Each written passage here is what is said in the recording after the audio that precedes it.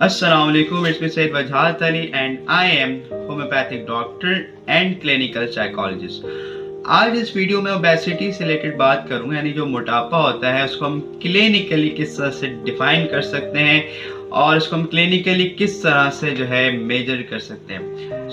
Obesity या जो मोटापा है सच तो कोई बीमारी नहीं है, सच तो कोई डिजीज नहीं है, लेकिन ये फ्यूचर में बहुत सारी बीमारियों को इनवाइट करने का जरिया है, सबब है।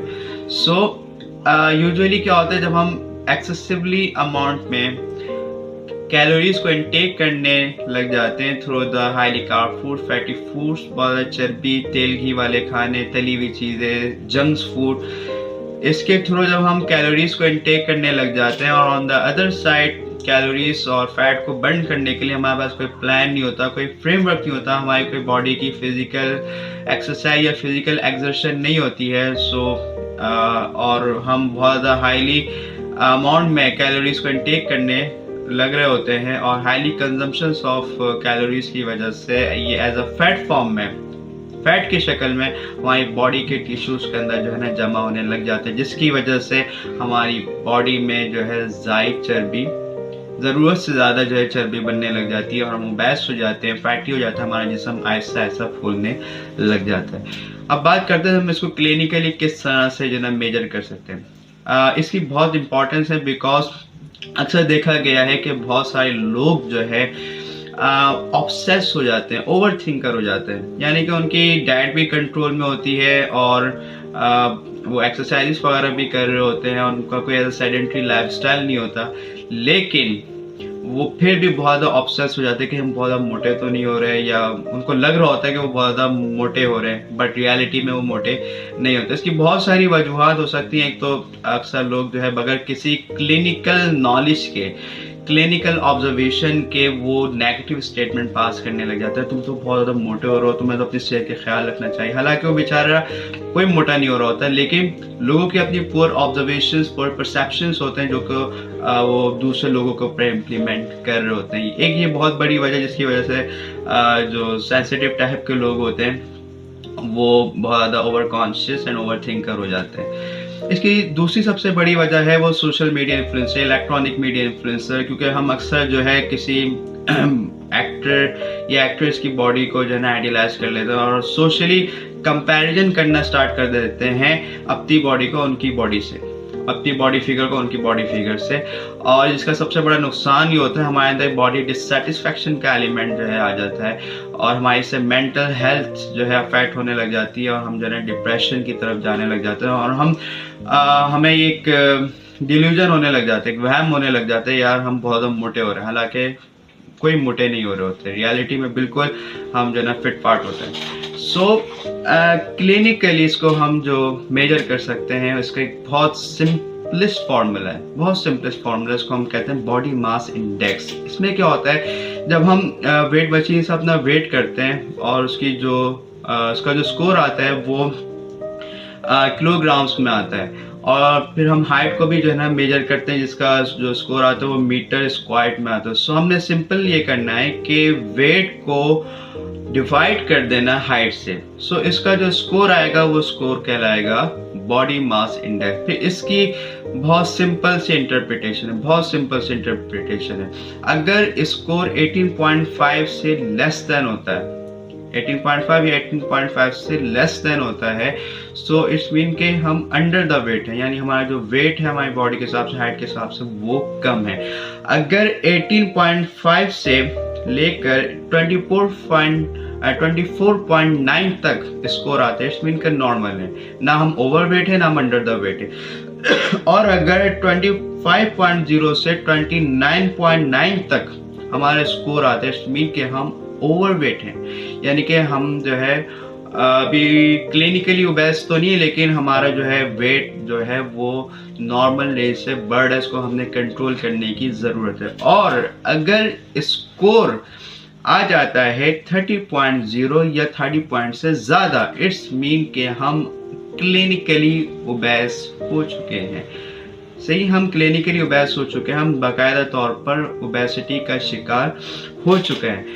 अच्छा, जब हम क्लिनिकली ओबेस हो जाएंगे, हम बड़ी बड़ी बीमारियों के रिस्क फैक्टर्स पर आके खड़े हो जाएंगे। जस्ट लाइक इसके बहुत हद तक चांसेस है कि हम फ्यूचर में हाइपरटेंशन का जो ना शिकार हो जाए, हम फ्यूचर में जो है फैटी लीवर का शिकार हो जाए, हाई कोलेस्ट्रॉल और हाई लिपिड प्रोफाइल का शिकार हो जाए, और जो है किडनीज की बीमारी या बहुत प्रोमिनेंट जो है शुगर की बीमारियाँ जो है देखी जाती हैं, जिसका बहुत स्ट्रांगली लिंक है डायबिटीज़ और शुगर की बीमारी और मोटापे के साथ जो है। और इसके अलावा ऑस्टियोआर्थराइटिस जो कि जोड़ों की बीमारी है, ये बहुत ज़्यादा जो है देखने में मिलती है मोटे लोगों में, मोटापे के शिकार लोगों में ऑस्टियोआर्थराइटिस या डिफरेंट जॉइंट्स पेन वगैरह बहुत देखने को मिलते हैं। इवन कि कैंसर्स भी बहुत स्ट्रांगली लिंक्ड है मोटापे ओबेसिटी के साथ। सो अगर हमारा जो स्कोर है वो 24.9 से अबव है 30 के दरमियान, दैट्स मीन कि हम ओवर द वेट हो गए, हमें अपने वेट को कंट्रोल करने की जरूरत है। और 30.0 या इससे अबव हमारा स्कोर आता है, इसमें हम क्लिनिकली ओबेस, हम बड़ी बड़ी बीमारियों के रिस्क फैक्टर्स पर खड़े हुए। अगर हमने इसको कंट्रोल नहीं किया तो बहुत हद तक चांसेस है कि फ्यूचर में हम इन बीमारियों का शिकार हो जाए। अच्छा, इसमें दूसरी चीज़ ये है कि एक तो वजह है हमारी सेडेंटरी लाइफस्टाइल और हाईली कंजम्पशंस ऑफ कैलोरीज के, और जब हमारे पास का कोई बर्न करने का कोई प्लान नहीं, कोई फ्रेमवर्क नहीं, तो हम ओबेसिटी का शिकार हो जाते हैं। दूसरी बड़ी वजह जो है वो कुछ क्लिनिकल कंडीशंस है, कुछ बीमारियां ऐसी जिसकी वजह से जो है मोटापा लाइक हो सकता है। जस्ट लाइक थायराइड ग्लैंड का जो फंक्शन है वो अगर ख़राब हो जाए, थायराइड ग्लैंड की बीमारियां, इसकी फंक्शनल खराबियां, इसके अलावा जो है अगर किसी को शुगर हो जाए, किसी को डायबिटीज़ है, इसकी वजह से भी जो है ना मोटापा हो जाता है। हार्मोनल चेंजेस की वजह से जो है मोटापा होने लग जाता है। अक्सर जो है स्पेशली अगर फीमेल्स की बात करूं, सो फीमेल में एक प्रॉब्लम हो जाती है PCOS की, यानी polycystic ovary syndrome. Hormonal changes की वजह से या डिफरेंट इसके कॉजेस होते हैं, उसकी वजह से उनकी जो ओवरीज होती है उसमें अगर सिस्ट बनने लगता है, उसकी वजह से भी जो है मोटापा उनके अंदर आने लग जाता है। या एक जो उनकी एक स्टेज होती है मेनोपॉज, यानी जब मेंस्ट्रुअल साइकिल उनकी स्टॉप हो जाती है, उस वक्त भी जो है डिफरेंट हार्मोनल फिजियोलॉजिकल चेंजेस आने लग जाती है, जिसकी वजह से मोटापा लाहिक होने लग जाता है। अच्छा, अगर इसकी मैं ट्रीटमेंट प्लान की बात करूं कि किस तरह से मोटापा कम किया जा सकता है, इसको कंट्रोल किया जा सकता है, सो देखिए अनफॉर्चुनेटली हम चूँकि मेडिसिन के ऊपर टोटली डिपेंडेंट होते जा रहे हैं, और यहाँ पर बहुत ज़्यादा अवेयरनेस देने की भी ज़रूरत है, और ये वीडियो बनाने का बेसिक पर्पज़ भी यही है। देखिए बहुत सारी ऐसी कंडीशंस में मेडिसिन की नीड नहीं होती, और हम वहाँ पर मेडिसिन का इस्तेमाल करके अपने आप को जस्ट शॉर्ट रिलीफ दे रहे होते हैं। और मोटापा कम करना, ओबेसिटी को कंट्रोल करना भी उन सिचुएशन में से एक है जहाँ पे हम मेडिसिन का सहारा ढूंढ रहे होते हैं, कोई ऐसा प्रोडक्ट मिल जाए कि शॉर्ट टाइम में हम अपने वेट को ज़्यादा से ज़्यादा रिड्यूस कर सकें। सो मैं समझता हूँ ये लोगों का बहुत बड़ा मिसपरसेप्शन बनता जा रहा है कि सिर्फ अद्वियात से, चंद दवाइयों से हम अपने वेट को जो ना रिड्यूस कर लेंगे। देखिए कुछ क्लिनिकल कंडीशंस ऐसी होती हैं, कुछ बीमारियां ऐसी होती हैं जिनकी वजह से वेट बढ़ रहा होता है, तो वहाँ पे तो हम मेडिसिन देकर उन बीमारी को क्योर करते हैं, वहाँ पे तो मेडिसिन ज़रूरी है। लेकिन ऑन द अदर साइड चूँकि हमारी सेडेंटरी लाइफस्टाइल है, बहुत ज़्यादा जंक फूड, फास्ट फूड हम जो है ना इनटेक कर रहे होते हैं, जो जिसकी वजह से हम हाई कैलोरीज हम जो है अपनी बॉडी में इनटेक कर रहे होते हैं, जिसकी वजह से मोटापा बढ़ रहा होता है। तो असल तो इन चीज़ों पर काम करने की ज़रूरत है। देखिए जो मोटापा कम करने का जो एक नेचुरल प्रोसेस में दो बुनियादी एलिमेंट्स जो कंपलसरी है। सबसे पहले नंबर पर हमने अपनी डाइट को कंट्रोल करना है, यानी कि अगर हम बहुत ज़्यादा जंक फूड ले रहे हैं, फास्ट फूड ले रहे हैं, तेल की वाली चीज़ें ले रहे हैं, तली हुई चीज़ें ले रहे हैं, शुगर का इस्तेमाल बहुत ज़्यादा कर रहे हैं, तो इसको हमने हद्दल इम्कान तक अपनी डाइट से माइनस करनी है। सेकंड नंबर पर हमने ज़्यादा से ज़्यादा फिजिकल एक्सरसाइजेस पर फोकस करना है और एरोबिक एक्सरसाइजेस पर फोकस करना है। अगर बहुत कुछ ज़्यादा ना भी कर सकें तो कम से कम आधा या 1 घंटा मुतय्यन कर लें, किसी पार्क जाकर, किसी ग्राउंड जाकर वहाँ पे जॉगिंग करें, वहाँ पे भागें दौड़ें, ज़्यादा से पसीना लेकर फैट बर्न हो सके। सो ये दो बहुत बुनियादी चीज़ें हैं और इसके बगैर मोटापा कम नहीं किया जा सकता। फिर अगर हम मेडिसिन की देखिए बात करें, तो जैसे कि मैंने बताया कि क्लिनिकल कंडीशंस में तो मेडिसिन का इस्तेमाल ज़रूरी है, लेकिन अगर हल्का फुल्का मोटापा है और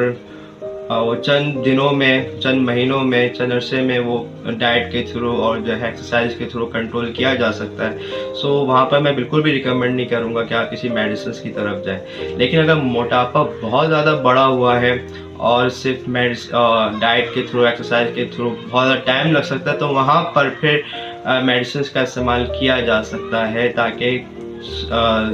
कम से कम वक्फे में जो है ज़्यादा से ज़्यादा वेट रिड्यूस हो सके। लेकिन यहाँ पे बहुत ज़्यादा एहतियात बरतने की ज़रूरत है। वो यूँ कि ऐसे बहुत सारे प्रोडक्ट्स मार्केट में अवेलेबल हैं जिसकी बहुत मार्केटिंग की जाती है, वो बहुत ज़्यादा डेंजरस भी है आपकी हेल्थ के लिए, और शायद वक्ती तौर पे तो आपको आपका डिज़ायरेबल जो आउटकम है वो आपको प्रोवाइड करते हैं, लेकिन फ्यूचर के लिए वो आपकी हेल्थ के लिए मुज़र साबित हो सकते हैं। तो यहाँ पे बहुत ज़्यादा एहतियात बरतने की ज़रूरत है कि अगर कोई आप प्रोडक्ट इस्तेमाल कर रहे हैं या कोई ऐसी दवा इस्तेमाल कर रहे हैं, वो रिलायबल होनी चाहिए, उसके कोई साइड इफ़ेक्ट्स नहीं होने चाहिए। और इससे पहले ये बात याद रखनी चाहिए कि कोई भी मेडिसिन, एक्सरसाइजेस और डाइट कंट्रोल के लिए के सब्स्टिट्यूट नहीं है। ये दो चीज़ें तो कंपल्सरी, उसके बाद जो है नंबर आता है मेडिसिन का। तो कोई ऐसी मेडिसिन इस्तेमाल भी कर रहे हैं तो वो रिलायबल होनी चाहिए, फिर साइड इफ़ेक्ट्स नहीं होने चाहिए। और as a homeopathic consultant, as a homeopathic doctor, मैं आपको रिकमेंड करूँगा कि अगर आप अद्वियात का इस्तेमाल करना चाहते हैं, क्योंकि अगर मोटापा बहुत ज़्यादा बढ़ा हुआ है, तो होम्योपैथिक अद्वियात आप बहुत ज़्यादा यकीन के साथ और इत्मीनान के साथ जो है आप इस्तेमाल कर सकते हैं, बिकॉज इसके कोई ऐसे साइड इफ़ेक्ट नहीं जो कि आपके आने वाले वक्तों के लिए, आपकी हेल्थ के लिए मुज़र साबित हो सके। सो अगर कोई भी ऐसी कंसल्टेंसी लेनी है, कोई ऐसी बीमारी है जैसे थायराइड की बीमारी है, शुगर की बीमारी, या औरतों में PCOS है, ओवरीज में सिस्ट हो जाती है, मेनोपॉज का जो स्टेट है उसकी वजह से मोटापा बढ़ रहा है, सो आप मुझसे जो है कंसल्टेंसी ले सकते हैं। या कोई बीमारी नहीं भी है और बहुत ज़्यादा मोटापा है, तो उस हवाले से भी जो है अद्वियात के हवाले से मालूमात लेनी है, कंसल्टेंसी लेनी है, तो आप बिल्कुल ले सकते हैं। ये मेरा नंबर जो है स्क्रीन पर जो है शो हो रहा है, ये मेरा व्हाट्सएप का भी नंबर है, इससे आप जो है कंसल्टेंसी ले सकते हैं। और क्लिनिक का एड्रेस भी जो है यहाँ पे शो हो रहा है, आप क्लिनिक पे भी आ सकते हैं अपॉइंटमेंट लेकर के। सो इस वीडियो को जो है ज़्यादा से ज़्यादा लाइक करें, शेयर करें, क्योंकि बेसिक पर्पस जो है एक अवेयरनेस देना है कि मोटापा कम करने के लिए हमने 2 नेचुरल चीज़ों को फॉलो करना है, डाइट कंट्रोल और एक्सरसाइज।